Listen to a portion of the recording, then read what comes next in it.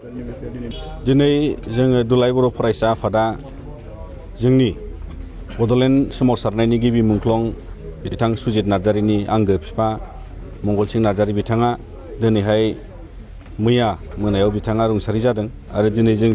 बिथांखौ जोबथा बिदाय होनो जों बिथांनि न'आव सिथ्लायाव जों फैदों आरो जोंहा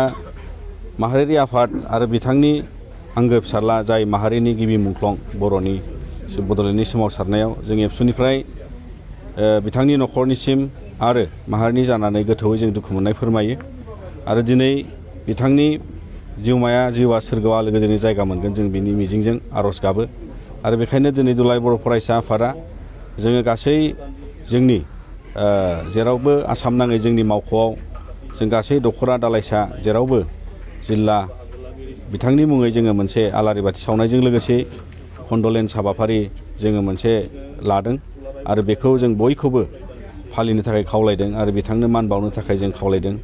मानोना दिनै बिथाङा जोंनि सासे आंगो बिफा महरै आरो जों बयनिबो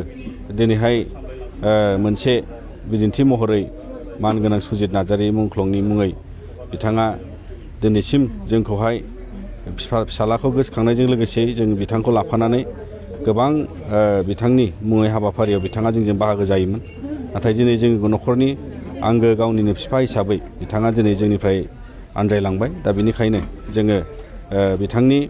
जि न'खर आरो लोगोसेयै फैबाय थानाय समाव सारादु जागोन बे गासैखौबो दुलाराय बर' फरायसा आफादा न'खरजों लोगो नांनानै सावरायनानै जोङो मदद खालामलांगोन होननानैबो जोङो दिनै बुंनानै लायो आरो बेखौनो जों दुलाराय बर' फरायसा आफादनिफ्राय दिनैनि समाव जाहाथे बयबो बे दुखुनि समाव जोंनि मावथिजों लोगोसेयै खाथिनि आइ आफा बिदा फंबायमोनहाबो बेयाव बाहागो जानानै बिथांखौ मान बावो। नोंथाङा गोबां रां आरजिनो गोसो जादों नामा?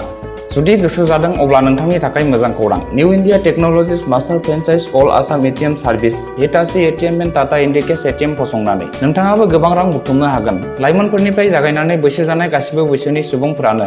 बे फालांगिजों गोरलैयैनो रां आरजिनो हागोन।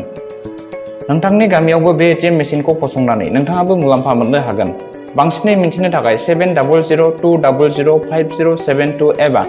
9401230135 जानबुं अनजिमायाव दिनैनो सुलाद ला।